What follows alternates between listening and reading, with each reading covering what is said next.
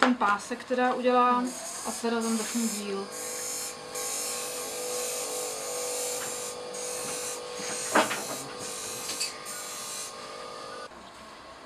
Já bych to dal, ten horní bych dal na ten spodní, když bych to picnul tady a tenhle ten dílek k tomu pak přiděláme.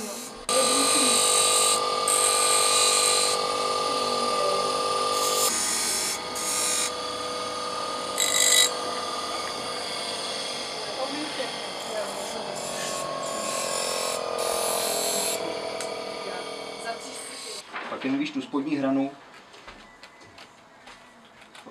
lehce naklonit, jako podříznout. No. Víš, aby ten přechod z toho kopyta na tu stelku byl takový nějaký jemnější. Jo. Taky bylo se přenesu zpátky. Když se to podíváš, takže to jako z toho přechází. Si udělej u toho druhého. Potáhneme ty podpatky. Tím my budeme mít. Ale aby si šla hladce, proto, aby to sklouzlo do toho dílu, co je vepředu, co je pod tím. Jo? Tyhle se spojí spolu a dohromady pásky. Ty máš zadní pásek podšívky a zadní pásek. Tenhle jsme dělali a tenhle jsme dělali. Zadní pásek. A ty mi zadní Tenhle pásek. máme, tenhle mám. Nějaký. Já mám napsané 15x2 a 14x1. Protože já mám pocit, že to si myslel zadní pásek svršku, jakože bude překrytej ta patička. A to jsem se tě potom ptala a říkal si, že ne, že tam dáme šéf. To je ono, kvůli tomu to je. Tenhle ten má mít 30. To jsem si teda myslela, že moje dva je malá.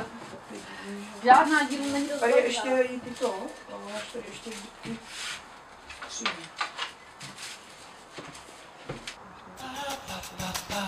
Radši, když máš kmet, tak musíš mě nabrout. To je můj hlavní problém, proto já neumím brousit prostě věci.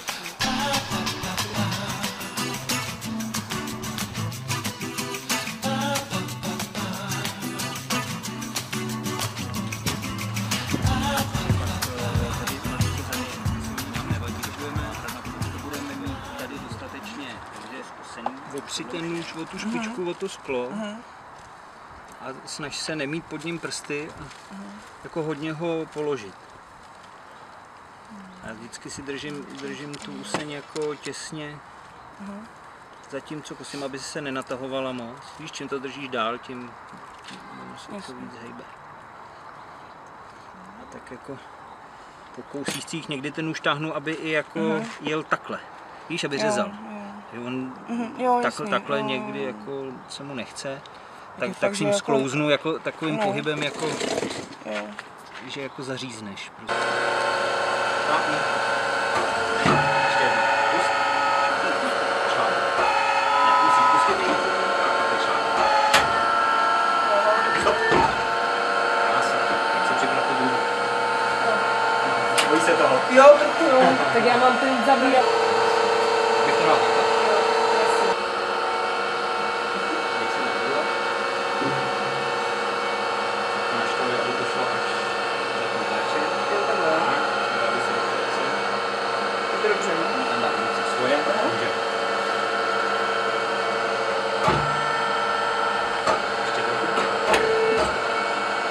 To tam vmáčkne, tak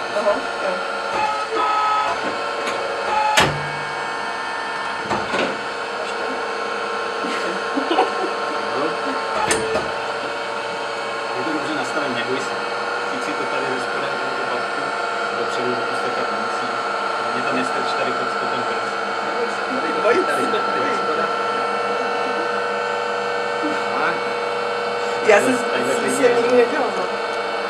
Jo.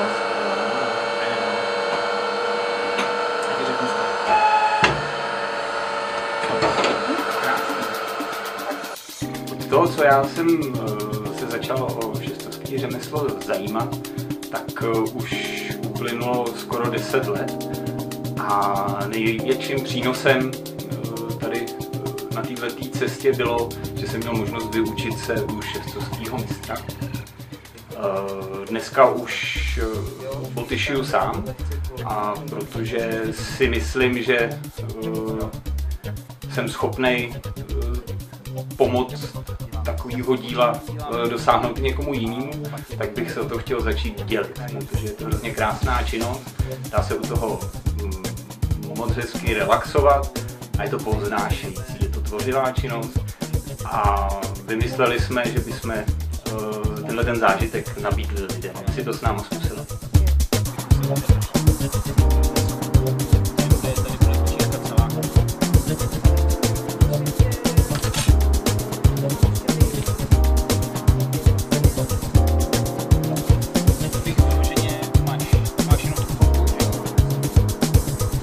Dal bych to, přeložil bych to na půl, nakreslil bych to na to a pak bych to vyřezával, určitě rozložený. Jestli se to o kousíček jako zvětší, to zase tak zásadně nevadí. A tady to pak vykosíme jako do fajnova, aby tam nebyly nějaký schody. Protože tam bude ten šef jako horizontální a vertikální spolu. Ale díky tomu už to máme nárt máme předvalchovaný, počívka vlastně tím sešitím, tím páskem ten tvar už taky chytí. A tadyhle ta křivka v té patě, ten vnějšek bude sešitej do toho tvaru a ta počívka tím páskem natvarovaná. Takže já si u toho slibuju, že bude fakt jako relativně snadný to nacvikat a hezky si to sedne na to kopyto. Je to jako zjednodušení. A nemuselo by to být ošklivý.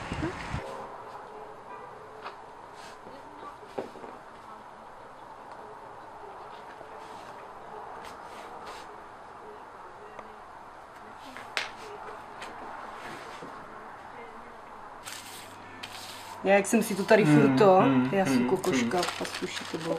Ale včas jsi si že? to uvědomila. Ještě to tam napasu. Ještě, že... tadyhle bacha, no, tady ti bude chybět. tam si to přito překreslím.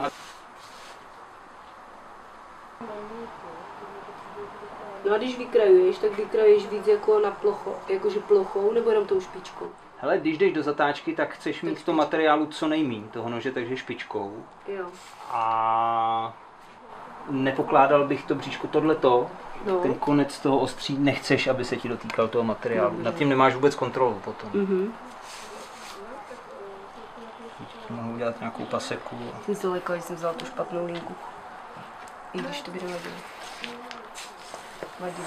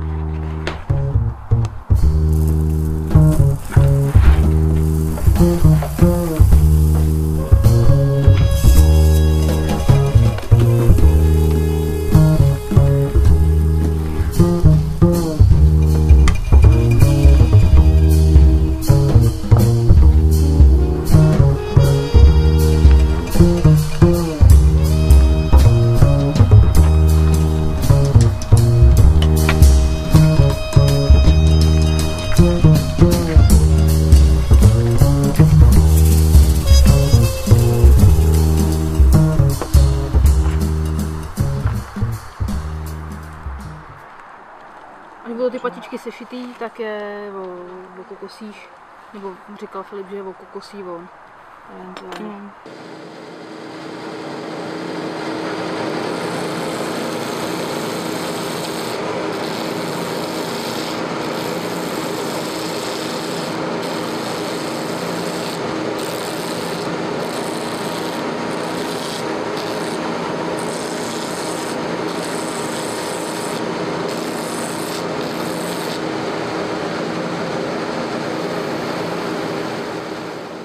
Tak šití-bod pro mě začalo jako koníček, který postupně přerostl v obrovského valacha a nakonec se stal mojí vedlejší pracovní činností. Svojí profesí jsem jaderná fyzička a této profesi se stále věnuju.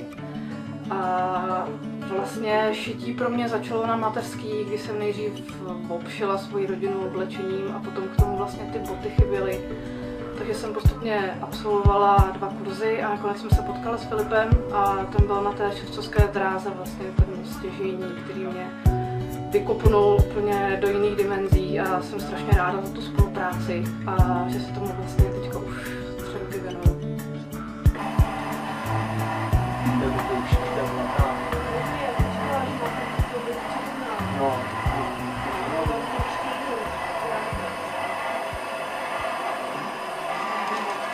Hol tam nebudeš moc tahat, no. Tady tyhle ty části, ty nástavce, že jo? Jo. Ty asi není úplně pochyb, kam patří. Ale ještě vidím jeden Renault.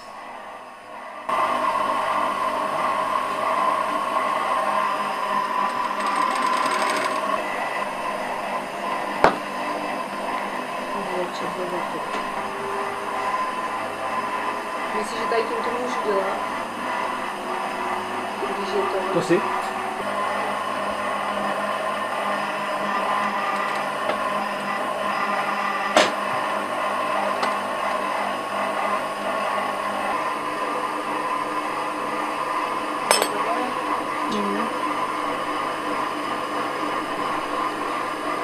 Máš mi to ještě?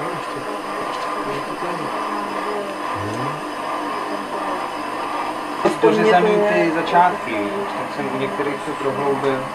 Tahle třeba je málo. Jsi tam držel takovou bezpečnou vzdálenost, ale já bych jako říznul trošku ještě ten začátek. Dívej.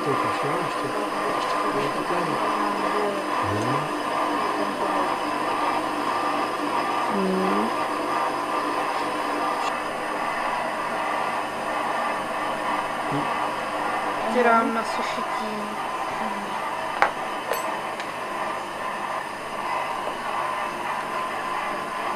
Takhle. Takhle. To je dobrý. Teď zvednu. Zatáhnu za to.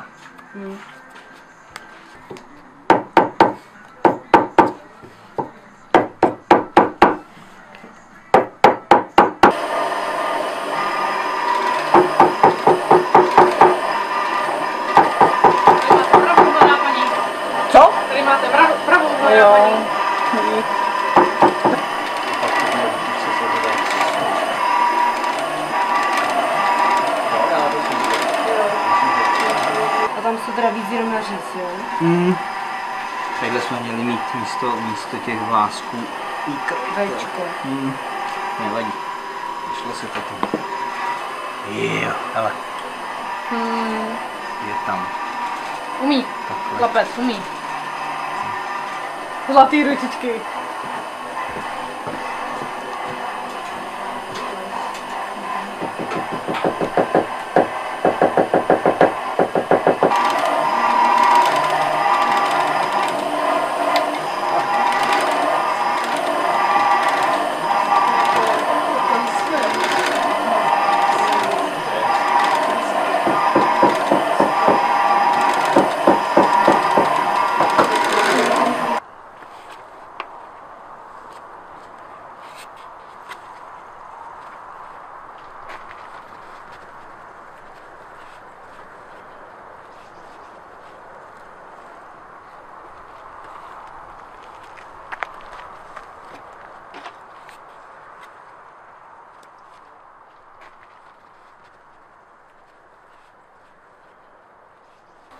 Tak teď máme vrchní materiál, část svršku bez počívky a zkusíme, jak nám to sedne na to kopyto, na který jsme to nakreslili. Takhle nějak přibližně bude vypadat špice, až se to na to napne. A tady vzadu si takhle hezky na to sednou boky a okýnko se zlatým lemováním. To bude zdobit. Někde za tím okosením, nebo na něm, vyjedu nahoru, No. pak si to, aniž bych to vytahoval nějak daleko, aby se mi nevytáhly nitě, trošičku povytáhnu, otočím, pak v těch samých dírkách si jedu dolů. Že to mám jako tam a zpátky.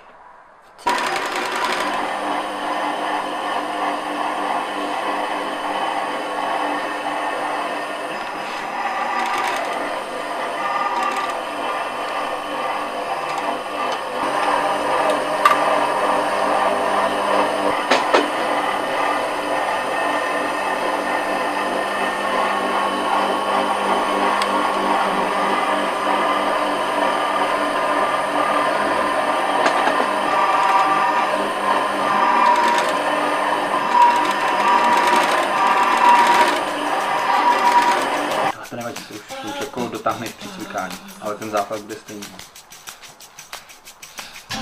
No až se odevře až se odstřihne ta počívka, tak se tím taky bude dá hýbat. Jde teď spíš o to, aby bylo stejné množství počívky v patě a vepředu. Samozřejmě jsem si chtěla vyzkoušet zase prostě jiný kurz, už mám za sebou pár kurzů a s tím, že se vlastně tady v tom odvětví pohybuju, tak jsem zase chtěla znát jiný postup od jiného ševce, jiné rady, prostě jiný postupy a v podstatě vyzkoušet jiný druh bot, protože šiju barefootové boty a tady jsem si chtěla vyzkoušet boty na podpatku, což vlastně Filip mi umožnil a samozřejmě některé ty postupy jsem vůbec neznala a je super zase nahlédnout někomu jinému pod ruce. A tohle mi tento kurz nabídl a užila jsem si tento kurz na maximum. Bylo to úplně super, super atmosféra, kouknout zase pod ruky jinému ševci, prostě paráda.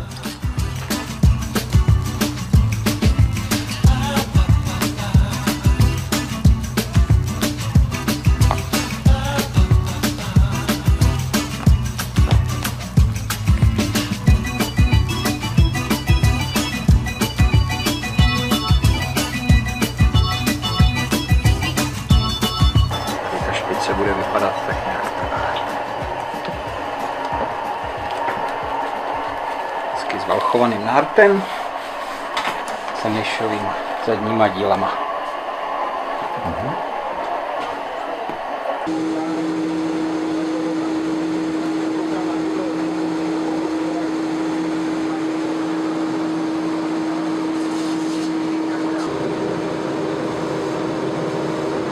Zkoušela jsi to už na noze takhle, jak to máš sesazený, Janí?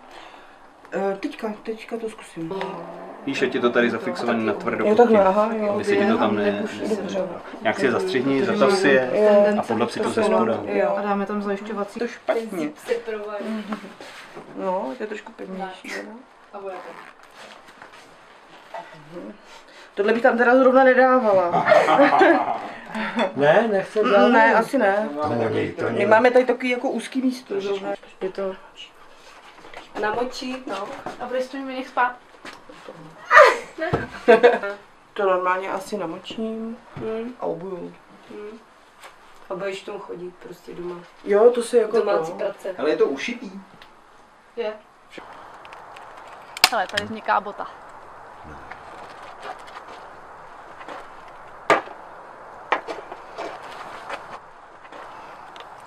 A tady vzniká taky bota.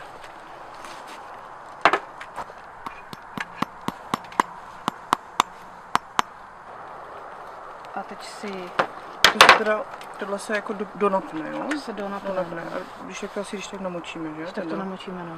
Jo, a ty už teďka, jak to budeš napínat, tak si to jakoby natahují proti sobě.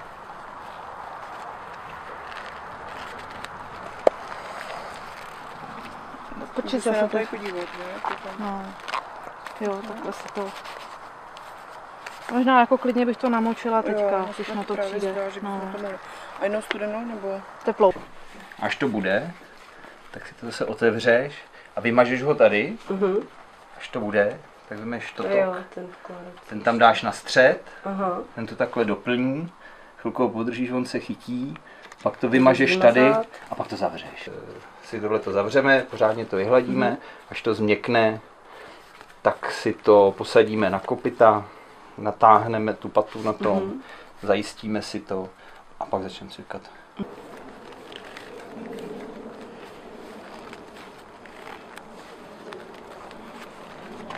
Ty si dávala ty sponky tady do té paty taky nějak, ale ne? Nebo tam byly hřebíčky, nebo jak tam dá? Já jsem měla sponky jenom vepředu. Je to Takže Matlála, patlála, paprděla. Takže já si to mám odspunkovat zase.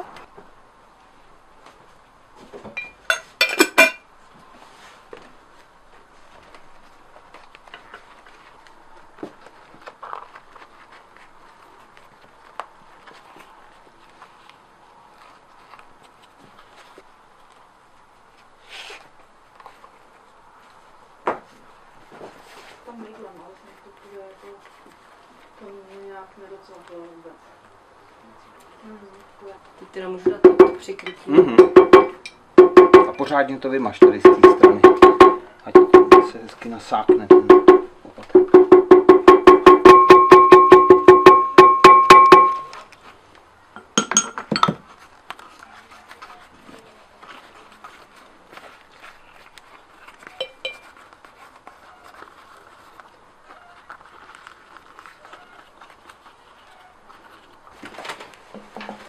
Si to tam za ty boky stáhni dolů. Nemůžu takhle. A až to budeš mít stažený, tak si to tam pěkně namačkej, když do toho ukopne. Jenom si prosím tě nepostav ten sršek na tu špici, ať si to neprocvakneš.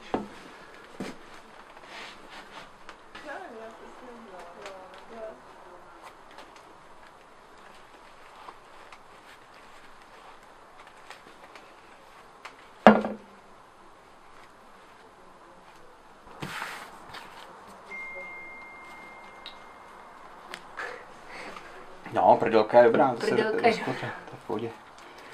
Myslím, že to tam hezky leží. Si vím, že za to ještě budeš tahat kleštěma na tom kopitě a pak do toho můžeš klepnout, že? Úplně plochý to nebude, ale je tam hezky vsazený, to je dobrý. Teda. Super, ne? Myslím, že je všechno v pořádku. Ještě to potom nahřejeme, víš, se to celý.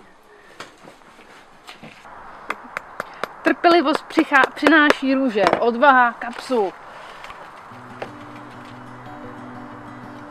A proto je krásný učit někoho něco, co ho zajímá. A chce se to naučit.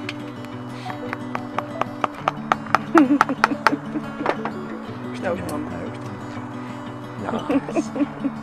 Já šiju boty, učím se to. A kromě botů šiju všechno možný. Jo? Šiju pro kadeřnictví, šiju pro různý zákazníky, to, co si normálně nekoupí v obchodě. Takže mám šicí dílnu a mám ševcovskou dílnu. A protože se chci zlepšit vlastně v tom šití těch bot, tak jsem se rozhodla, že pojedu sem.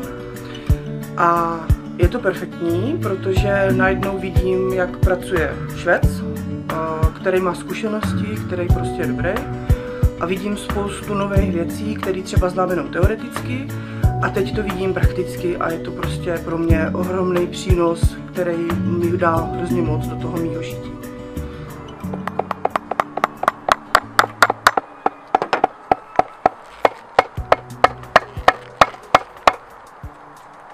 Si učím ty špičatý špičky, jo?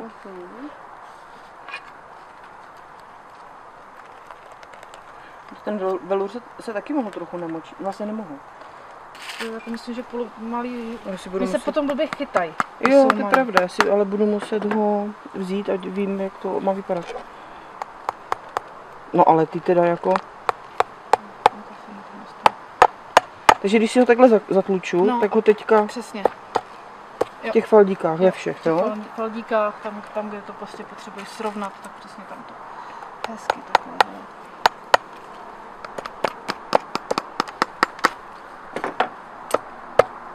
Jo, ale to pomáhá. No. Ale že bych si teda dělat, co chce. Já to teda tady v té patě úplně ani nepotřebuju, protože tam... Já si myslím, že jo, tam nemám úplně vychytaný. A já si tam teda ty hřebíčky takhle namlátím a potom je to teda odhýbám. Je takhle, aha, chápu. Nechám je tam úplně klidně. U toho veluru je to trošičku nebezpečný, aby se tě nespálil, protože je chlupatý. Ale když je to z hladký kůže, tak se to potom vlastně ještě zafoukne horkou vzduškou, aby se to vcuclo pěkně kolem toho kopyta. Krásně sedí šéf a nádherný profil té paty. Tak doufám, že se mi to povede stejně. Takže jsem si zabouchala hřebíky. Krásně rovná, žádná boule tam není. Super šikovná. Ale ty hřebíky teda ty mají hodně velké. Ty mají páru, no. Tak, já to tady potřebuji ještě trošku dolepit. Vnitřní je trochu vyšší, vnější víc padá dolů. Když se na to podíváš, já si myslím, že to tak mít budeš. Ono to k tomu vybízí to kopyto. Nemáš. Nemám právě. A tak tu jednu nemám ještě ani cíkou, takže jako... Náš ideál je něco takového. Jasně. Takže tady to jde z kopce a tady je... stáhnu a pak si to tam klepnu. Tak.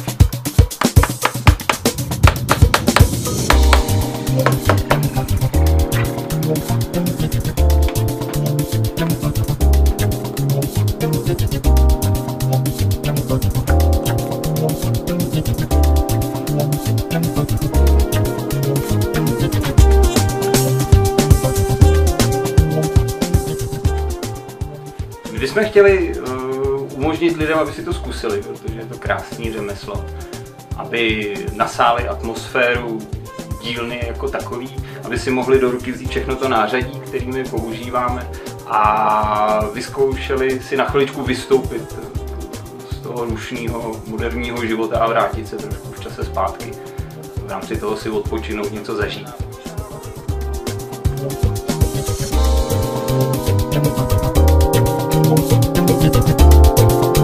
Thank you.